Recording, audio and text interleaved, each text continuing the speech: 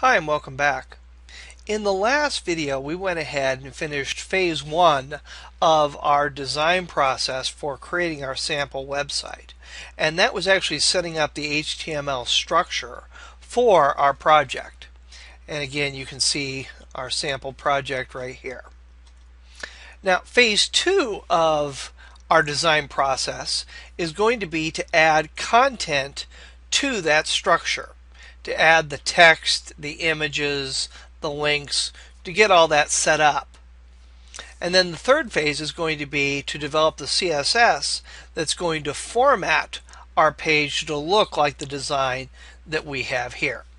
So again, the goal for this video is going to be to complete adding the content for this project to our actual HTML structure. Now in an earlier video we went ahead and grabbed the images from my site for this project template and we copied those into our images folder.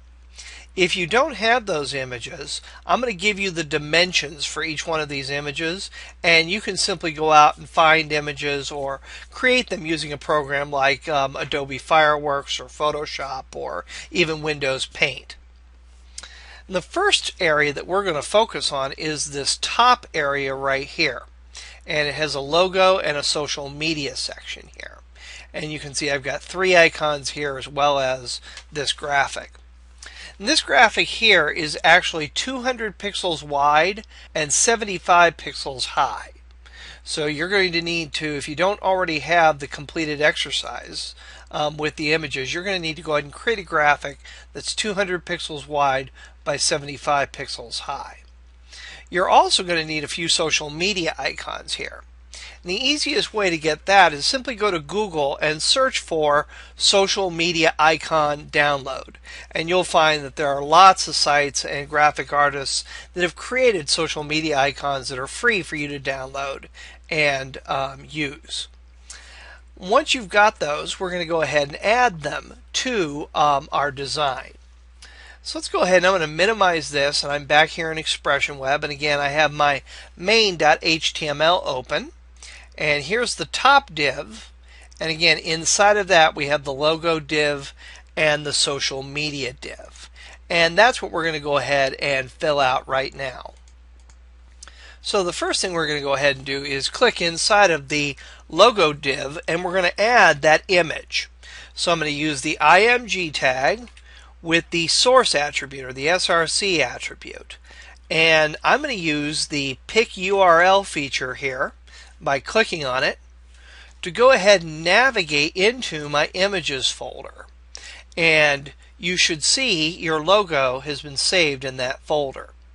There's 2 versions here, a PNG version and a JPEG version.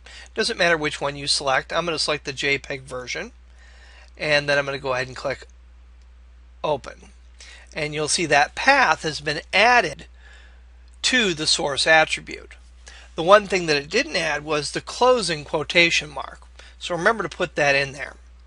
And then we can type a space, a slash, and a closing mark. And that's all you need to add that image. And when we look at it in design view, there we go. We have that image in there. And again, as we go through this process, the site is not going to look the way it does in its finished form. Don't worry about the formatting or anything in this video. The formatting is all going to come when we deal with CSS. For this video, we're just concentrating on getting all of the content into the site or into the HTML structure. So I'm going to come back into code view here. And now I'm going to go ahead and do my social media div. And you can see here we've actually got a couple of paragraphs. One that says connect us with, and then we have 3 images, 3 icons, and then we have contact us today for support and a phone number. This phone number right here is formatted in this way because I have Skype installed on my computer. If I didn't have Skype, it would just show up as text, and if you don't have Skype, it will just show up as text as well. Again, that's a feature of Skype, not a feature of Expression Web. So we've got a couple of paragraphs, so I'm going to go ahead and open up a p tag. And I'm going to go ahead and type connect with us. And then I'm going to go ahead and close my p tag. And then I need those 3 images. Now, you'll remember earlier I mentioned unordered lists are often used to hold different navigation elements. And we're going to use that technique so we can get everything formatted the way we want to in this project. So these social media icons here are going to be in an unordered list. And actually we could have made these 2 phrases here also in an unordered list, but we're just going to leave those alone as paragraphs. The second unordered list we're going to use for navigation is going to be for this top nav area here. And the rest of this is just normal text content and images. So again, we're going to use unordered lists to create the different navigation elements. And again, that's going to make it very easy for us to lay out and format all this in CSS. So I'm going to go ahead and open up a UL tag. And then I'm going to go ahead and do my first list item tag. And I want an image to be inside of my list item. So instead of typing some text in, you're going to use the image tag. And again, I'm going to use the source attribute and pick URL. And I have a folder here called icons. And I'm going to select Facebook. And then I'm going to close the image tag. And then I'm going to go ahead and close the list item tag. And I'm going to do that for 3 more items. Open a list item and insert an image inside of them. Use the pick URL feature to go ahead and select the icon that I want. And then close the list item again. Next one we'll go ahead and do. And actually I see another couple of mistakes I've made here. This is a mistake I make all the time. I forget to close my quotation marks. And then I'm going to do another image here. Make sure you close those quotation marks. And then I'm going to use pick URL and select the next image. Close my quotation mark and then close my tag, my image tag, and then close my list item tag. And finally, we need to close that unordered list right there. And then in our finished project, we have another paragraph that says contact us today for support and then a phone number. So again, we'll do that in a P tag. Contact us today for more information.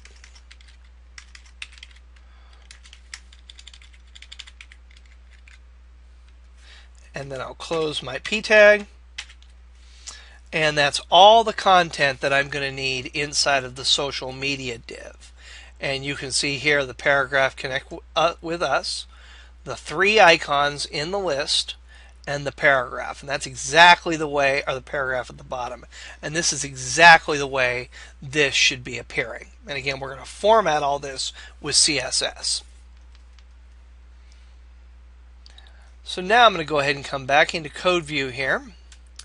And the next item that I have is this top nav div. This top nav div. And we're going to need to go ahead and create 5 links for welcome, about, products, services, and contact. So 5 text links for each one of these 5 items here.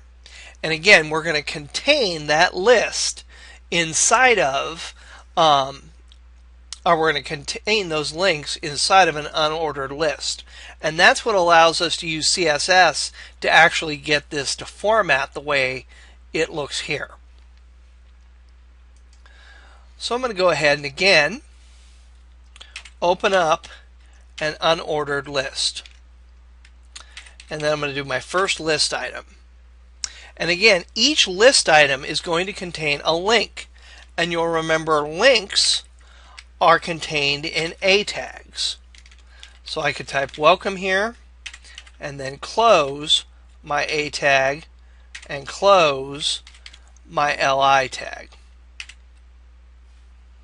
And the only other thing I need to add is the href attribute to the A tag to indicate the target of that link. Now, right now, we haven't created any pages other than index and main. So in your mind, you need to decide what you're going to call these other pages, because you're making the link before you've actually made the page. And then when you make the page, you need to make sure you use the same name. And we're simply going to do this as index, about.html, products.html, services.html, and contact.html. So I'm going to go ahead and again click right there in the opening A tag, and I'm going to use the href attribute, and I'm just going to go ahead and link this to the index.html page. And if we were to go ahead and close that unordered list and then take a look at this in design view, you'll see that link is appearing there. Let's go ahead and do each one of these, and actually to speed this up, what you can do is you can highlight that, copy it, and then just paste them in place. So I'm going to go ahead and paste this several more times here. Whoops, I pasted right over my UL there. There we go. And then I'm just going to go ahead and change the name here to about products, services, and contact. Copy and paste is one of your best friends when you're doing these HTML layouts. And again, I need to come in here and I need to change, and actually in my finished design these are in all capitals, so I'm going to go ahead and change that to welcome in all capitals, and then about products, services, contact. Save it, look at it in design view, and there we go. We've got our menu. Next thing we need to go ahead and do is we need to add the banner image for this. Now, in this banner area right now we have this sliding fading banner. This is actually called a slider, even though it's fading in and out. We're going to go ahead in a later video and configure the slider so you have this rotating image through here. But for right now, what we're just going to do is place one placeholder image in its place. So I'm going to go ahead and in the banner area, again, I'm going to use the image tag, and I need to take caps lock off there, and the source attribute, and I'm going to use pick URL. I'm still in my icons folder, so I need to go up one level. So I'm going to go into images, and there is one of my banner images right there. You can either use banner or banner 1. And then I'm going to go ahead and do a slash and a closing tag. We'll save that, come here, and actually there's a problem right there. You can see there's just the open image with the X on it. And you can probably already guess from the mistake that I always make what I did. I forgot to put my closing quotation mark on here. Sure enough, there it is. But if I finish my closing quote, now I see that image appear. Once you get into the habit of not closing quotes and things like that, that can be a hard habit to break. And I'm going to go ahead and go back into code here. And here's my sub-banner area. The sub-banner area in our design simply has this placeholder text inside of it. And I'm going to go ahead and copy that text just to speed things up. And that's actually in a second level heading in an H2. And then I'm going to go ahead and paste that text in and close my H2. There we go. Got to scroll back on over and save this. And now when I look in Design View, you can see that piece of text there. And again, all the formatting we're going to do with CSS. The next thing that we have is we've got this content area here. And the content area has a heading, some paragraphs, a few images, a second level heading, and another paragraph of text. And actually, I was mistaken. This actually is a second level heading. This here is a third level heading. So I can go ahead really quickly and change that in Code View here from H2 to H3. And remember, when you change your opening tag, you've got to also change your closing tag. So here's my content area here.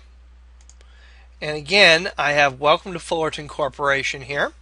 And that's going to be in an H1.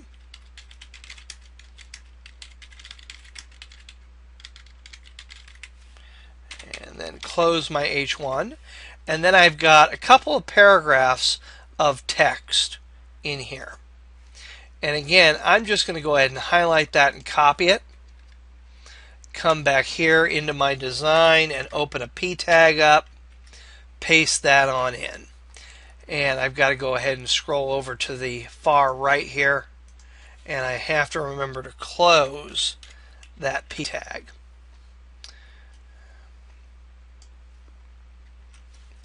And looking at our design, we actually have a second paragraph right here.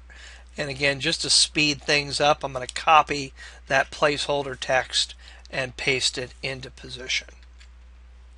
Now we actually have 3 images right here. So let's go ahead now and place those images inside of our content div. And again, this is the IMG tag with the source attribute.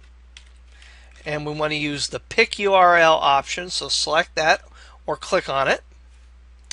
And as I scroll down, or I'm sorry, scroll up, here are our sample pictures. I'll select one, and then I'm going to go ahead and close that. I'm going to click, do it a second time, and select that guy there.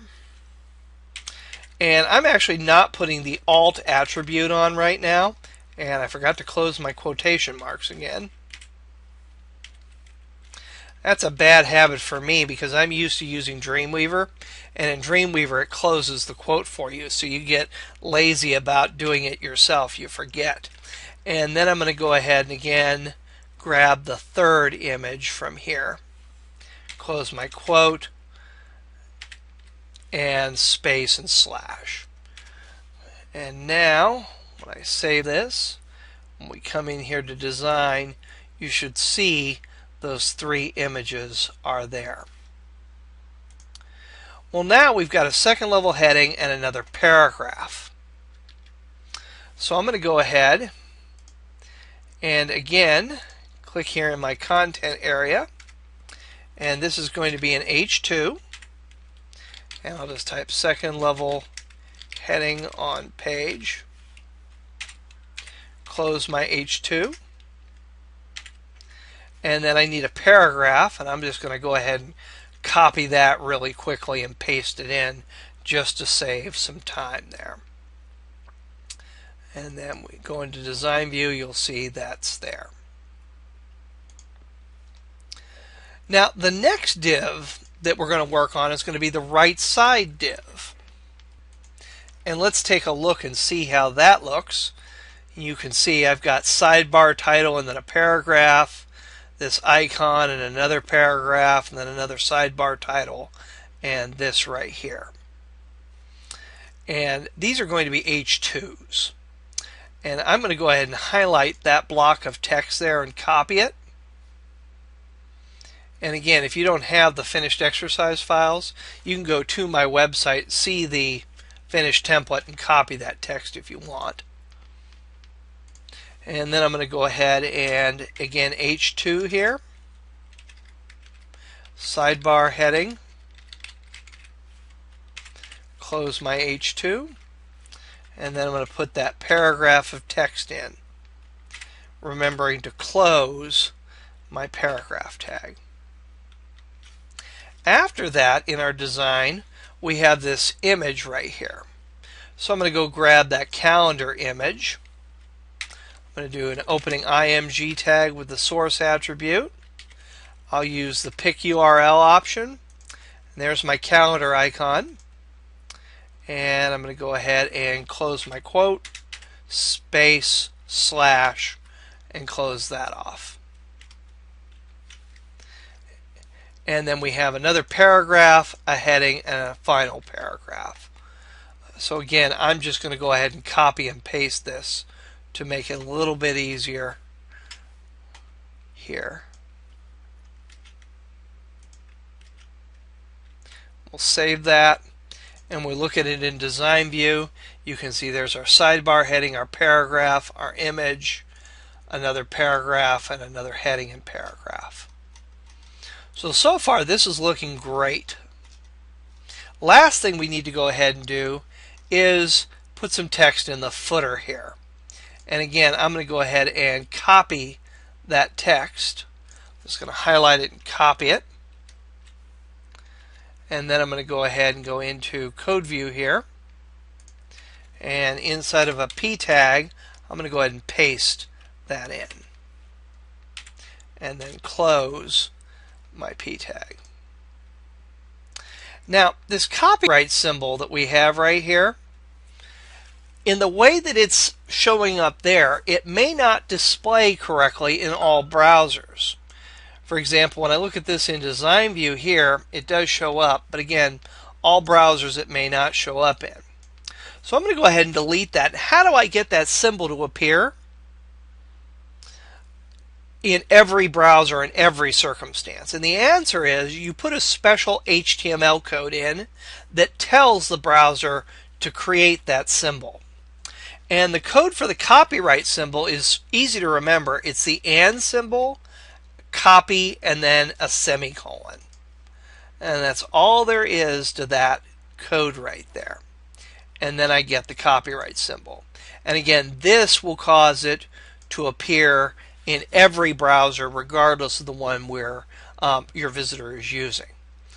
There are lots of HTML codes for popular symbols like copyright, registered, so on and so forth.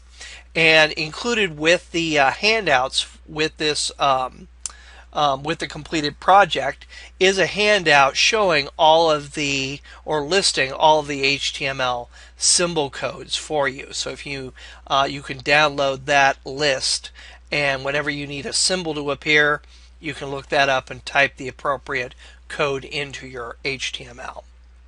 Well, I'm going to save it, the whole page, and then go into design view here, and you can see the way our completed phase 2 page is going to look. Now, it doesn't look at all like this because we haven't added any CSS, but this is actually perfect. And it's perfect because, number one, it's very clean code.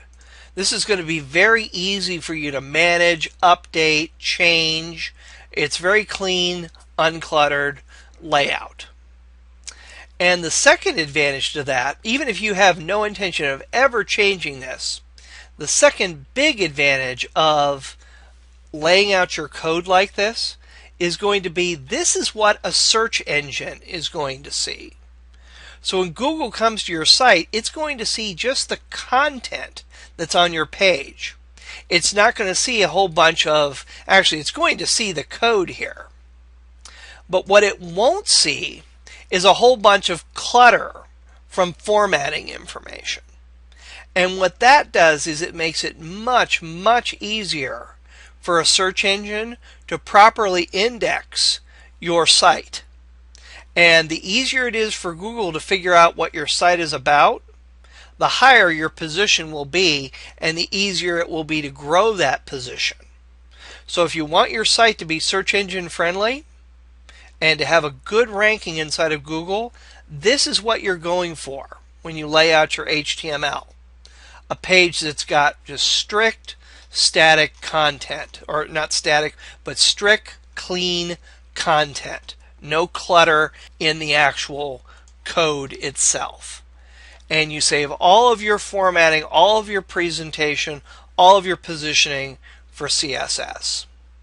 Now there's a lot more to search engine optimization, but this is a fundamental place that everybody needs to begin for search engine optimization, for getting your site ranked well in places like Google and Bing. If you want to find out more about search engine optimization, if you go to the link to my site, I also have an SEO guide available for download. It's separate from the framework and separate from the project templates, but you'll see the link to go and look at the SEO guide, the search engine optimization guide. And that will tell you all sorts of things about optimizing your page for Google and Bing and actually getting your site listed in Google and Bing.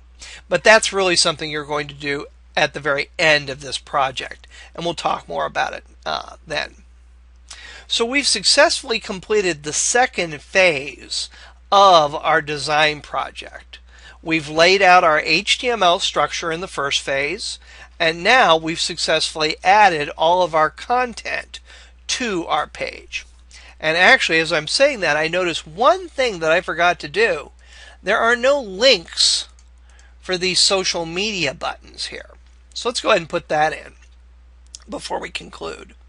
So I'm going to come here into the code, and here are those different items. Now remember before when we were creating links, I said all you had to do to use an image as the link is to simply put the image tag where you normally would put the text for the link. So here we've got a link, and here we've got some text. This image tag up here is going to go in this position, and the whole thing is going to be embedded inside of an LI. So to add that link, I'm going to go ahead and click in between the opening LI tag and the opening image tag, and I'm going to put an anchor in. And then I'm going to use the href attribute to indicate the page that this should go to. And in this case, it's going to be Facebook. And you would obviously make it your Facebook page. I'm just going to make it the Facebook homepage. And remember, when you've opened a tag, you also need to close the tag. So right here before the closing LI, we're going to go ahead and do a closing A tag. And that will add that link to your image. And then we'll go ahead and do the exact same thing here. href equals quote, and then we'll go ahead and point that to YouTube.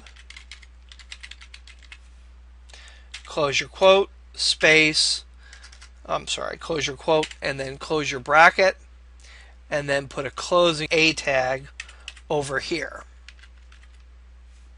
And we'll do that one more time. A, and then the href attribute, and then we're going to go to Twitter.